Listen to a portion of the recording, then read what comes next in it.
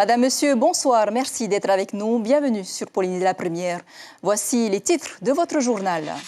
Toujours aucun cas de malade du Covid-19 sur le territoire polynésien et pourtant, rumeurs et intox circulent à tort et à travers sur les réseaux sociaux. Edouard Fritsch a tenu à rassurer ce matin lors de son allocution. Si un cas était avéré en Polynésie, la population en serait informée immédiatement. Notre page des municipales nous emmène ce soir à Paea, une commune dynamique où les foyers attendent depuis des années de l'eau potable dans leur robinet. Mais nous allons d'abord retrouver Lucille Guichet à Punaauia. Elle nous parlera du débat de ce soir qui opposera les 4 candidats en lice sur la commune. On vous retrouve dans quelques instants. Et puis la mise sous pli des professions de foi, c'est aussi une journée de travail bien remplie pour de nombreux sans-emploi inscrits au CIFI. Ils n'ont pas chômé aujourd'hui. Enfin, de belles conditions de surf ce mercredi pour la Rangiroa Pro avec des Tahitiens au top de leur forme. Ils sont 4 sur 7 à avoir réussi à se hisser en quart de finale. 94 malades et près de 3200 morts dans le monde. Le gouvernement prend des mesures de plus en plus drastiques pour protéger la Polynésie du Covid-19. Comme vous pouvez le voir sur cette carte, depuis le 2 mars, tous les voyageurs qui arriveraient des pays à risque comme la Chine, le Japon, Singapour, mais aussi l'Italie en Europe, il y a toute une liste sur le site de la compagnie Air Tahiti Nui, doivent justifier d'une attestation médicale certifiant leur état de santé. Et ce sont justement ces attestations qui sont critiquées par les voyageurs et les médecins du Fénois qui jugent cette obligation inutile et non réglementaire. Nicolas Suir et Jacques Damour. Nous avons pris des mesures qui obligent tous nos visiteurs, mais aussi les Polynésiens, à fournir un certificat médical pour entrer en Polynésie. Le certificat médical obligatoire est-il une bonne idée ? Pas sûr. D'abord parce qu'il n'est pas facile d'en obtenir un lorsqu'on ne parle pas la langue, comme le japonais par exemple. Et puis il va falloir prévoir le temps nécessaire à l'obtention du certificat, sans oublier les tarifs exorbitants de certains pays. Aux États-Unis, la consultation médicale, c'est pas moins de 150 $. J'ai appelé mon assurance, ils m'ont envoyé une liste de médecins. J'ai appelé les 2 premiers médecins, 150 $, et sur rendez-vous. Donc déjà 150 $. 150 $, on est 3. Ça fait 450 $. Donc en fin de séjour, tu dois débourser 450 $, presque 50 000 balles. Le président du syndicat des médecins libéraux remet en cause l'utilité du certificat médical, tout comme l'ordre des médecins du Nord, qui le juge superflu et non réglementaire. Connaissant la durée d'incubation du virus, peut-être que le malade, entre la période où le certificat est rédigé et la période où le patient développe éventuellement les premiers signes, il sera peut-être dans l'avion. Donc c'est vrai que ce papier nous semble peu utile et très très compliqué à mettre en place. Et que dire des personnels navigants en escale dans différents pays? Quel coût et quel temps chez les docteurs?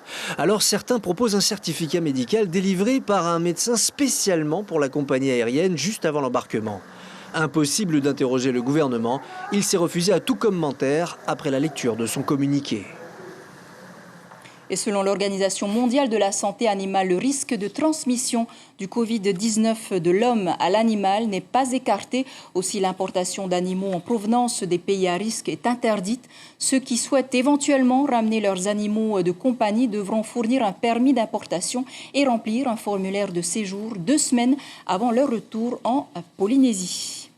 Et face à la psychose du Covid-19, Edouard Fritsch a précisé ce matin qu'il ne faut pas céder à la peur et à la désinformation. Sur les réseaux sociaux, pourtant, les accusations fusent, souvent à tort et à travers.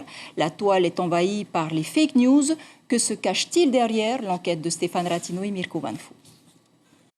Derrière des mains anonymes qui écrivent toute une armée, soldats inconnus les uns aux autres, elle envahit la toile, elle écrit, elle recycle. Avec le coronavirus, le village planétaire est désormais le siège d'une littérature noire, la rumeur. Tahiti n'y échappe pas. Quels symptômes derrière pareille disposition? D'abord l'angoisse. Les autorités chinoises redoutaient cet effet boomerang. L'agenda médiatique saturé, chaque jour un décompte des cas nouveaux, presque un match de football. Alors certains psychotes, écrire sur Internet devient libératoire, d'autant plus que le net parle au cerveau droit, celui des affects.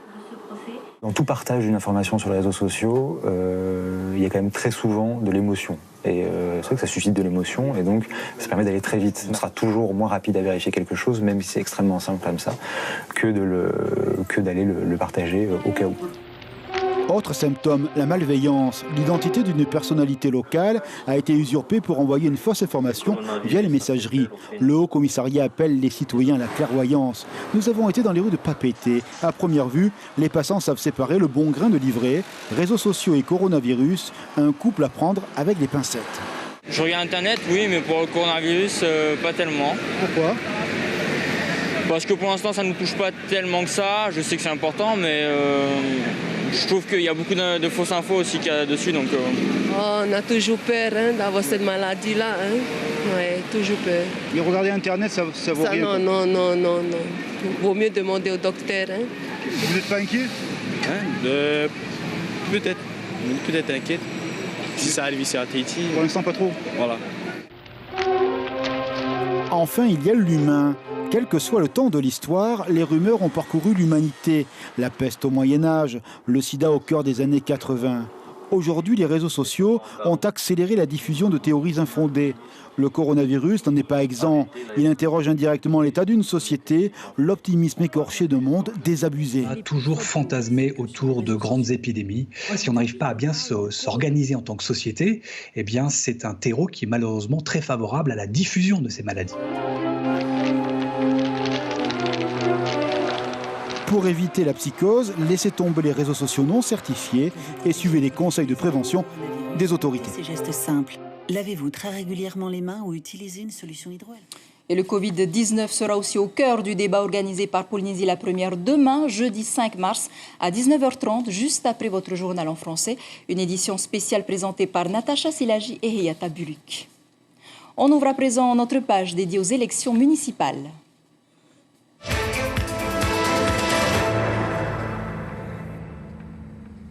Et ce soir, on vous propose notre 5e débat des municipales en direct de Punaauia. 4 candidats sont en lice dans cette commune aux enjeux importants. Simplicio Lissan, Teva Rofrich, Cécile Mercier et aussi James Tuhoe seront face à face. Lucille Guichet, les invités sont-ils tous là ?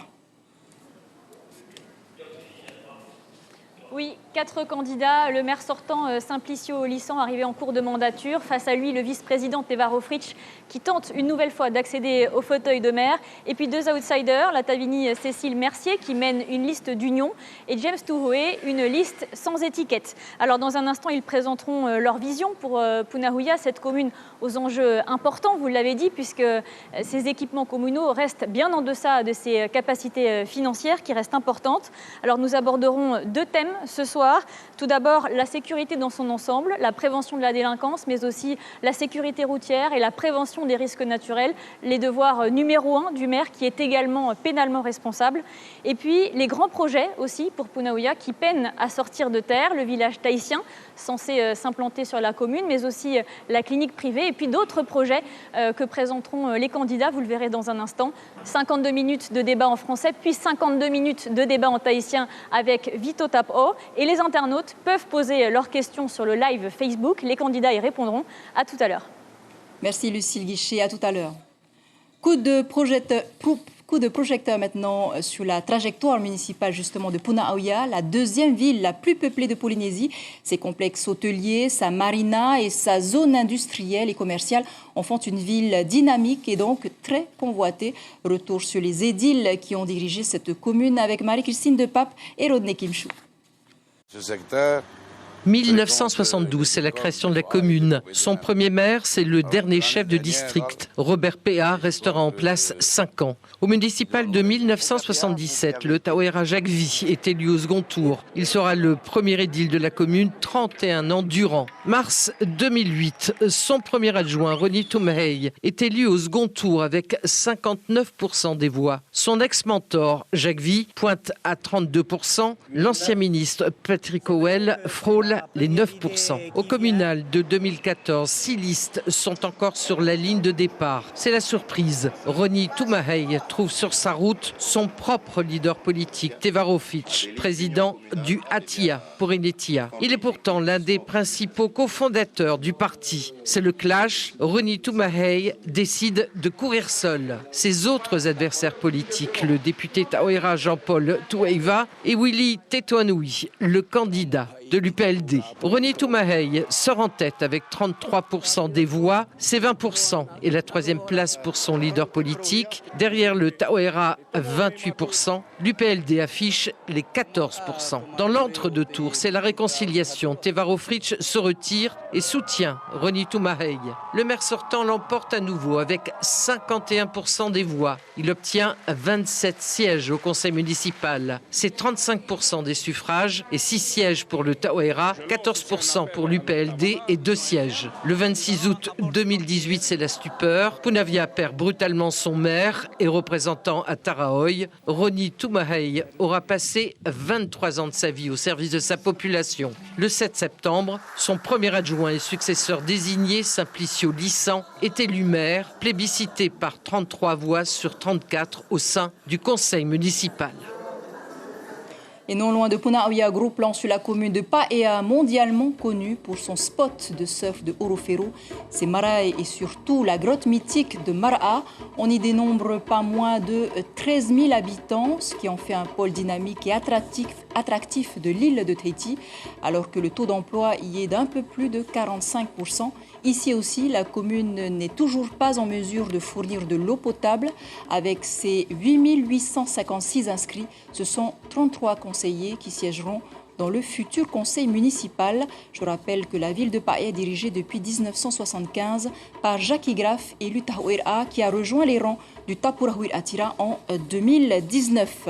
Et de l'eau propre dans leur robinet, c'est ce que souhaitent tous les foyers de la commune de Paea. Que feriez-vous si vous étiez maire? Les réponses recueillies par Inacio Rabe Ino et Mirko Vanfou.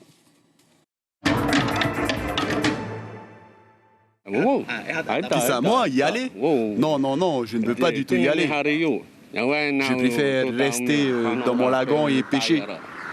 J'arrive à en vivre. Si j'y vais, je me ferai mal au crâne. Il faut tout diriger et penser à tout. Si j'étais maire de Paea, la première chose que je ferais, c'est que l'eau soit potable pour la commune de Paea. Et de deux, c'est d'aider les associations. Pas les associations qui travaillent déjà dans la commune, mais les associations de l'extérieur. Je ferai quoi pour cette commune? D'abord les jeunes, il faut leur trouver du travail, il faut les orienter vers le sport, des trucs comme ça. Et puis pour les terres des familles, il va falloir aussi que le maire ou le gouvernement ramène les terres à ceux qui appartiennent aux Tupuna d'avant. Voilà, parce que c'est ce que les Maoris attendent, qu'on ramène leurs biens à eux, leur patrimoine, on va dire. Si j'étais maire de Paea, je vais aider des personnes qui ont des difficultés, qui sont dans le besoin. Tu les aiderais comment? Tu les pousserais à faire quoi? Comment tu fais? Les pousser à donner du travail pour eux, pour qu'ils puissent avoir des besoins de leur foyer, quoi. Et en pleine période de campagne électorale, ce ne sont pas les jeunes qui refuseront un petit travail en extra. Cet après-midi, 200 demandeurs d'emploi ont été occupés à mettre sous pli les bulletins des différentes listes. Et attention, ça ne rigole pas. Brigitte Olivier, Patita Savia. C'est la ruée vers les milliers de bulletins de vote qui vont être placés dans 170 000 enveloppes, lesquelles seront ensuite acheminées dans les communes de plus de 2500 votants, dans les boîtes postales de chaque citoyen. Ça va faire plus de 700 à 800 sacs de plus de 10 à 15 kilos qui vont être récupérés ici et acheminés dans les différents bureaux de poste. Alors vous pouvez y aller. Mais ce qui impressionne surtout, c'est ce travail de fourmi qui s'effectue en harmonie dans chaque équipe. Les 200 volontaires se sont organisés au préalable pour savoir qui fait quoi et comme ils sont payés à la tâche, on les perturbe un peu. On a discuté, après voilà, on met dans les enveloppes les propagandes et eux ils nous passent les feuilles. Voilà. Vous savez à peu près combien vous allez être payé? Non, je ne sais pas, on ne sait pas encore. Mais c'est à l'enveloppe? Oui, c'est à l'enveloppe. Donc voilà. Là, je vous dérange. Oui. Du coup, il faut aller le plus vite possible et il faut que tout le monde s'organise bien pour tenir ce rythme. Donc je vous embête là? Ouais. Bon, mais là, le temps, c'est de l'argent. Oui, c'est que là, vous me déconcentrez là, dessus mon travail. C'est ce qui s'appelle se faire envoyer paître, mais on les comprend. Un rapide calcul nous permet de penser qu'ils gagneront 20 000 francs environ pour cette journée de travail. C'est un dispositif original et propre à la Polynésie, une collaboration intelligente entre le Haut-Commissariat et le CEFI. On demande à recruter des personnes qui sont sans emploi depuis 6 mois au moins. Donc voilà, c'est aussi une façon de retravailler aussi pour eux. L'opération va se poursuivre jusqu'en début de soirée. Pour le deuxième tour, ça va se corser. Les volontaires de la Poste et les demandeurs d'emploi du CEFI auront beaucoup moins de temps encore pour tout mettre sous pli et acheminer les bulletins dans les îles. Elle avait obtenu 7,58% des voix en 2014. C'est la deuxième fois que Te Uratar Hawat-Wahiva se porte candidate aux élections municipales de Faa. La tête de liste de Tamar If'Aai a été l'invité café de ce matin. L'élu Tapura l'Assemblée propose plusieurs solutions pour venir en aide aux populations démunies. Un programme élaboré après concertation, bien sûr, avec la population. On l'écoute. Ce programme a été élaboré par rapport à toutes ces doléances. Donc, qu'est-ce qu'il en est sorti? En priorité, c'était bien améliorer leur bien-être et aussi la cohésion sociale. Je prends un exemple. Une crèche communale a été évoquée également par les jeunes couples qui ont des enfants, mais qui ne peuvent pas se rendre, par exemple, au CEFI pour pouvoir trouver du travail ou rencontrer les entreprises, pour pouvoir chercher du travail. Par exemple, la création d'un centre d'accueil de jour, un centre de jour d'accueil pour les personnes âgées, pour les personnes, personnes à mobilité réduite, pour les personnes atteintes de la maladie Alzheimer. C'est un gros souci également. Ce sont des familles qui nous ont demandé justement de pouvoir construire, de créer ce centre de jour. Je vais prendre l'exemple de Teroma 3, qui n'ont pas de magasin. Un magasin qui est situé juste en bas là sur la RT1 à Héry. Et donc également ils nous ont demandé si c'était possible de réfléchir à comment on appelle, création d'une épicerie ambulante. Une épicerie ambulante. Et demain, jeudi 5 mars, nous n'aurons pas d'invité café. En revanche, vendredi, Jean-Christophe Bouissou, tête de liste Tapurahuir Atiranuf AA, sera donc l'invité de votre matinale radio. Vos questions sont bien sûr attendues au 40 86 16 00. Et c'est ainsi que se referme cette page des élections.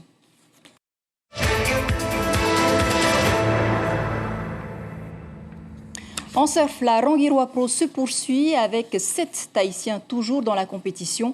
Le résumé de cette deuxième journée de qualification comptant pour le deuxième et troisième tour, signé Laurence Pourteau et Heidienko. Premier call, 7h du matin, beau soleil, très peu de vent et 1,50 m de vague. Des conditions idéales pour les yeux et les planches. Ça va. Juste des fois, quand il y a le changement de courant, ça peut être un peu fort le courant, du coup, il faut pas mal palmer, mais sinon, c'est méga. Pas moins de 7 Polynésiens à l'eau aujourd'hui pour une place en quart de finale. Premier à surfer, Onel Massin qui réalise une belle performance dans un courant rentrant assez dur à la nage. L'après-midi, il obtient son sésame pour les quarts de finale. C'était des très bons surfeurs dans mon rythme, mais Sonio qui a eu un 10, Makai qui a déjà fait plusieurs fois finale à la Volcompai, puis Sheldon qui a déjà gagné ici. C'était une super série, je suis content. Deuxième Polynésien, Enrique Hareitu va lui aussi passer son premier tour et aller chercher les qualifications dans de bonnes conditions. C'est passé, je suis content, j'ai eu une bonne vague, après les conditions elles étaient bonnes dans le hit d'avant et j'ai attendu une bonne vague, je croyais que ça allait venir vite mais là, ça a pris du temps et heureusement que j'ai fait une vague avec des manœuvres et je suis passé. Voilà.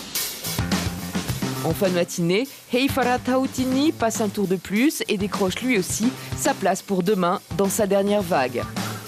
Heureusement que j'ai pu assurer le reste de la série parce que c'était la première bande. J'étais carrément à l'âge, quoi. Mais bon, ça s'est bien passé.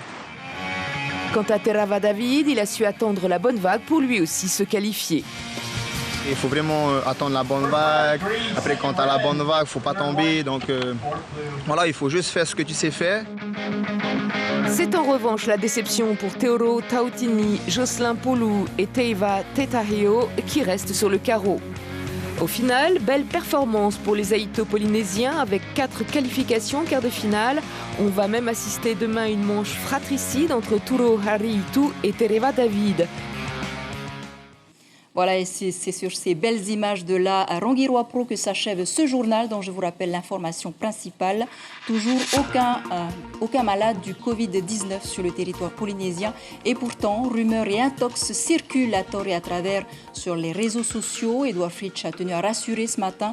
Lors de son allocution, le président du pays a rappelé qu'il ne faut pas céder à la peur. Si un cas était avéré en Polynésie, la population serait informée immédiatement.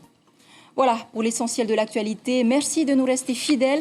5h30, vos infos radio. Restez avec nous pour votre débat spécial municipal en direct de Punaouia, animé par Lucille Guichet et Vito Tapo. Très belle nuit sur la première. À demain.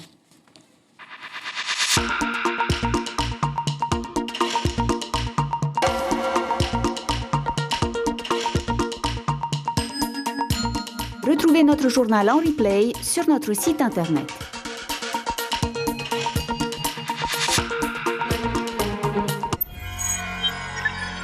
Retrouvez ce programme en replay sur notre site internet.